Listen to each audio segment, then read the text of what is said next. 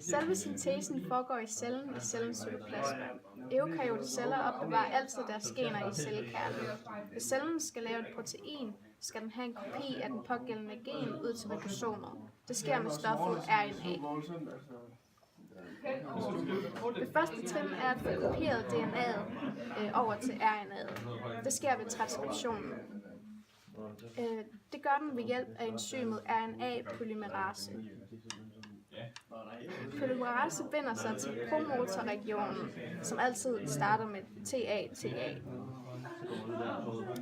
Polymerase adskiller så DNA'et i to ved at bryde hydrogenbindingerne mellem baseparret.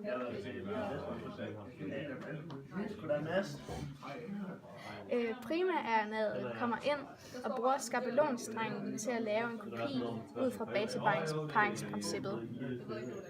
Men her bruger den i stedet uracil i stedet for adenin. Ud kommer så primær-RNA'et, men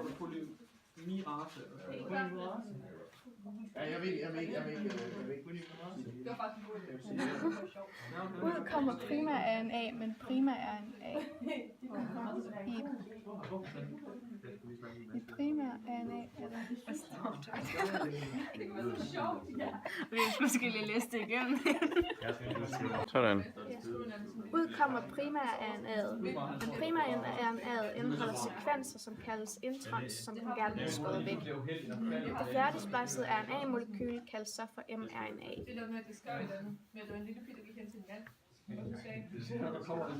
Nu. mRNA kommer ud af cellekernen. Ribosomet bevæger sig hen over mRNA-strengen, mens koden aflæses og opbygningen af proteinet foregår. mRNA'et består af flere kodoner, som kan aflæses af et antikodon, som også kaldes tRNA. tRNA finder først en aminosyre, før den kan binde sig til mRNA'et inde i ribosomet, og det gør den med baseparingsprincippet.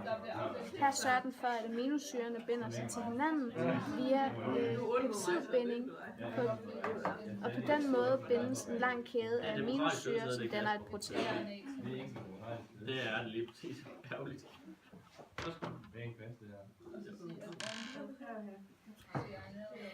tRNA'et forlader ribosomet og opsamler igen en aminosyre.